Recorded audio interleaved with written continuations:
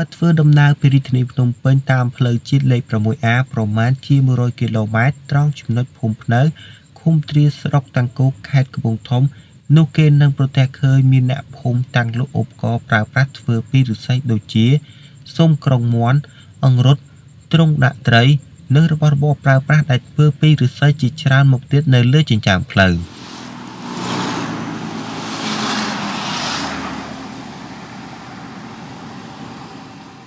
អ្នកប្រកបរបរហាត់កម្មនៅភូមិភ្នៅ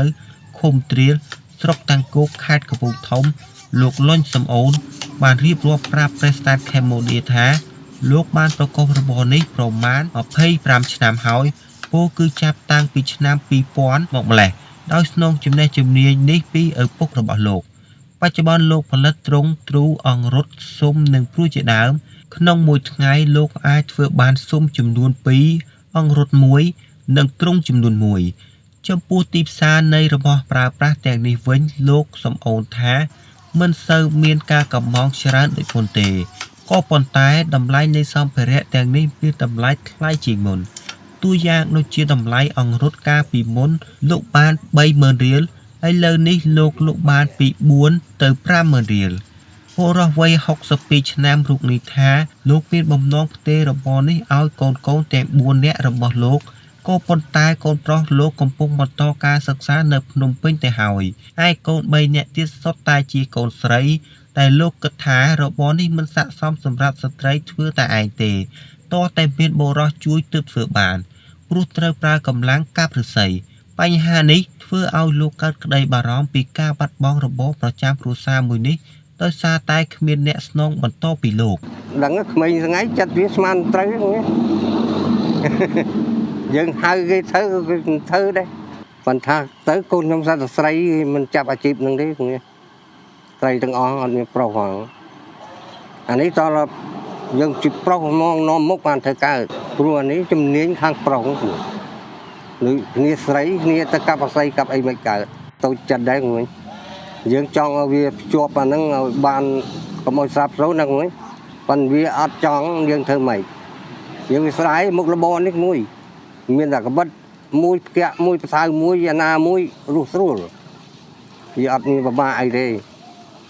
យើងផ្លាស់ទីលំនៅទៅនៅណាក៏អត់ចេះស្រាប់សូន្យដែរទៅដល់ធ្វើរួចដាក់លក់មុខអញ្ចឹងទៅចំណែកឯអ្នកធ្វើអង្រុតទ្រូទ្រង់មួយរូបទៀតនៅបណ្ដោយផ្លូវជាតិលេខ 6A ក្នុងខេត្តកំពង់ធំដដែលនោះគឺលោកកែវណ្ណាបានប្រាប់ថាលោកបានចាប់របរនេះចាប់ពីឆ្នាំ1991មកដោយលោករៀនជំនាញធ្វើរបស់របរពីឫស្សីនេះពីចាស់ជំនាន់មុនបុរសវ័យ67ឆ្នាំរូបនេះសង្កេតឃើញថាកូនរបស់លោកនិងយុវជនជំនាន់ក្រោយហាក់មិនចាប់អារម្មណ៍លើរបរនេះឡើយការនេះលោកកែវណ្ណាប្រមាលមើលថាជំនាញធ្វើរបស់របរពីឫស្សីដែលជាកេរដំណែលពីដូនតានេះអាចនឹងត្រូវបាត់បង់ទៅថ្ងៃណាមួយមិនខានចង់ថាក្មេងៗជំនាន់ក្រោយវាមិនទៅយកចិត្តទុកដាក់មួយវាចៅនការងារនេះវាមើលងាយការវាជួនកាលវាថាពិបាកធ្វើពិបាកអីវាជិលវាយកចិត្តទុកដាក់វាទៅរោមុខរបរផ្សេងទៀតមិនងាយបន្តតែអ្នកអាសាដែរបានធ្វើកើតតែនេះមួយវាអ្នកជិលមកអង្គុយតុកនៅជាប់កេះជាប់អញ្ចឹងខ្នងអញ្ចឹងវាអត់បានធ្វើប្រកបរបរជាង30ឆ្នាំលោកមើលឃើញពីគុណប្រយោជន៍នៃជំនាញមួយនេះដែលវាជាអត្តសញ្ញាណជាតិខ្មែរគឺវប្បធម៌ផលិតសម្ភារៈធ្វើពីឫស្សីហើយថែមទាំងរកចំណូលបន្ថែមពីរបរស្រែចម្ការផងដែរកត្តានេះហើយបានជាលោកជំរុញឲ្យយុវជនជំនាន់ក្រោយយកចិត្តទុកដាក់រៀនជំនាញមួយនេះនិងទទូចឲ្យអាជ្ញាធរមូលដ្ឋានជួយអភិរក្សជំនាញមួយនេះតាមរយៈការបើកឲ្យមានការបង្រៀនដល់ក្មេងៗជំនាន់ក្រោយពីនេះដល់ក្មេងចំនួនក្រោយនឹងឲ្យមានការយកចិត្តទុកដាក់កុំឲ្យបាត់បង់គេឈ្មោះពីដូនតាយើងមកគឺចង់កុំឲ្យវាបាត់អានឹងទៅវាគេដូនខ្មែរយើងដែរនេះតំណែងពីចាស់បុរាណដែរមិនចង់ឲ្យបាត់បង់នេះប៉ុន្តែថាចង់ឲ្យក្មួយនឹងក្មេងក្រោយនឹងយកចិត្តទុកដាក់នឹងធ្វើឲ្យបានកុំឲ្យដាច់សំណូមពរដល់ខាង មេភូមិមេឃុំអីសូមឲ្យមានសំណុំពរឲ្យបណ្ដុះបណ្ដាលពីរឿងកែច្នៃនៅក្នុងវត្ថុដែលយើងធ្វើនេះដូចជាទ្រុងដូចជាទ្រូដូចជាលបឈ្នៀងអីនេះគឺពីដូនតាយើងមកមានស្រេចហើយកុំឲ្យមានដាច់ទេដំណែលដូនតាយើងចង់ឲ្យបន្តទៅទៀត ជាមួយគ្នានេះកូនស្រីអ្នកធ្វើអង្រុតធ្វើទ្រូអ្នកស្រីអ៊ុនស្រីតូចមានវ័យ31ឆ្នាំសពថ្ងៃមានមុខរបរជាអាជីវករលក់ដូរចាប់ហួយជាកូនទី3ក្នុងគ្រួសារអ្នកស្រីតូចបានរៀបរាប់ថាខ្លួនពិតជាចង់ស្នងរបរជាអ្នកធ្វើទ្រូធ្វើអង្រុតនេះពីឪពុកនាងណាស់ក៏ប៉ុន្តែនាងរៀនជំនាញនេះពីឪពុកនាងមិនចេះនោះទេអ្នកស្រីថានៅពេលរៀនធ្វើមានចំណុចជាច្រើនដែលនាងមិនអាចធ្វើបានដោយលោកឪពុកហើយណាមួយអ្នកស្រីគិតថាខ្លួនជាស្ត្រីមិនអាចធ្វើការងារនេះបានឡើយទាល់តែមានបុរសជាអ្នកដឹកនាំទើបអាចប្រកបរបរនេះទៅរួចចង់តែអត់ចេះវាពិបាកវាច្រើនកលៈដោយសារវាក្បេកខុសច្រើនមានរែងផងមានបាត់ត្រៀមផងពីមុនមកជួយគាត់ដែរនឹងគាត់ថាហ្នឹងបើម្នាក់ឯងធ្វើកើតទេ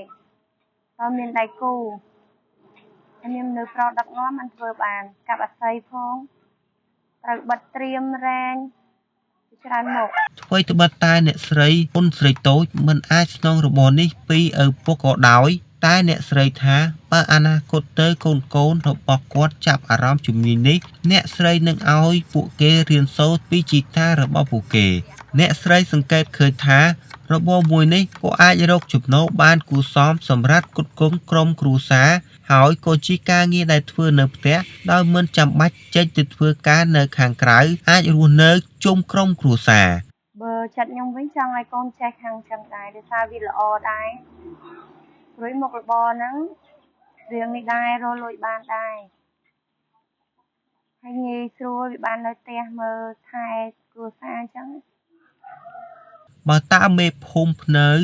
លោកខឹនតូនមានវ័យ51ឆ្នាំបានរៀបរាប់ថាសពថ្ងៃមានពលរដ្ឋចំនួន5គ្រួសារដែលប្រកបរបរធ្វើទ្រូងអង្រុតនៅក្នុងភូមិនេះខណៈដែលកាលពីជាង3ឆ្នាំមុនមានជាង10គ្រួសារតែដោយសារតែសម្ភារៈទាំងនោះលោកមិនសូវដាច់និងមានភាពសត់សោយនៃឫស្សីដែលជាប្រភពចម្បងផងនោះធ្វើឲ្យពួកគេមួយចំនួនផ្អាកពីរបរនេះនៅប្រមាណគ្រួសារហ្នឹងគាត់ចេះតែរែកស្វែងរកប្រភពរកអាស័យ